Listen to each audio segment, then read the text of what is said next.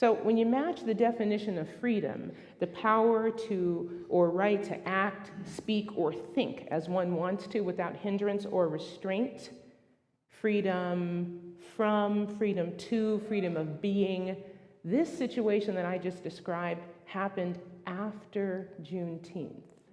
So do I have difficulty with the fact that Juneteenth is supposed to represent a day of freedom? I do. Because what they went through was not freedom. That situation, and many others like that situation, occurred after that announcement in 1865. I submit that we're not free. That song that they must have been singing, that cry for freedom, for escape, continues even now and is reflected in a lot of the spiritual and gospel songs, the need to push back, the need to be strong, the need to escape. There's this song called Tell Heaven. Tell heaven, tell heaven, tell heaven, I'm on my way home. And it was a song that was often sung because death was better than what they were going through. So then, what's the Juneteenth freedom? Where is that freedom? When was that freedom reflected in the historical action that had to do with Juneteenth? Well, some people say that Juneteenth is the anniversary of the announcement that ended slavery in the United States. Some people say that Juneteenth is the anniversary of the end of slavery in Texas. It's neither. From the definition of freedom, from the slides that we just looked at, freedom wasn't present. In reality, no freedom was present then. The late announcement, which happened 2.5 years after the Emancipation Proclamation, only pertained to Texas. It was delivered in Texas, in Galveston, for Texans. And there were 250,000 enslaved people then in Texas. And they weren't free by that announcement. A lot of states, a lot of slave owners in states had begun to move their slaves and their properties to Texas because they knew that for whatever reason, Texans didn't know what was going on about slavery. And so Texas was like the last hurrah for many slave owners.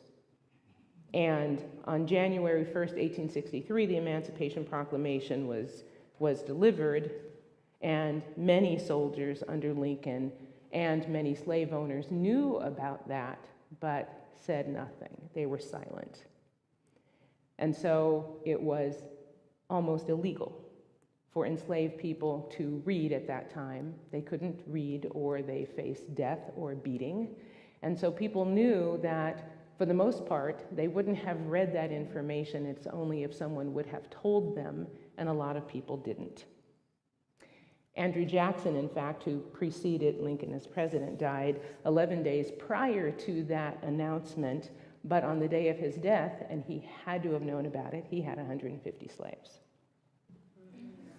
Through other people's silence, they were complicit to continue slavery for 2.5 more years after the announcement had happened. Next slide. So, what did it say? Well, it said a number of things. And by the time General Granger came to the state of Texas to deliver this announcement, and a lot of people have in their mind that Lincoln told him go, and so he went and delivered the announcement, Lincoln was dead. He had been dead for a number of months before Granger went to Texas. And there were these 250,000 people in Texas who were enslaved, and the idea is also in people's minds that he delivered this message to 250,000 enslaved people, and they all went out and partied. But he delivered it to the people who were present in the spot where he was. And he delivered the message in a couple of different spots, but he did not, under any stretch of the imagination, have the ability to have reached 250,000 people on June 19th, which means that on June 19th, there were not 250 enslaved people who said, oh my gosh, I'm free. Stay with me. A lot of people heard later. It may have been that other enslaved people told them about it. It might have been that a slave owner who was kind enough shared the information. It's not like they read it in the newspaper, but it wasn't until 5 months after that, and every law of that nature has to be ratified. It wasn't at the time of the announcement. It didn't get ratified until December of 1865. And so it wasn't the announcement that freed people, it was the ratification of the 13th Amendment that freed people, that said that people should be free.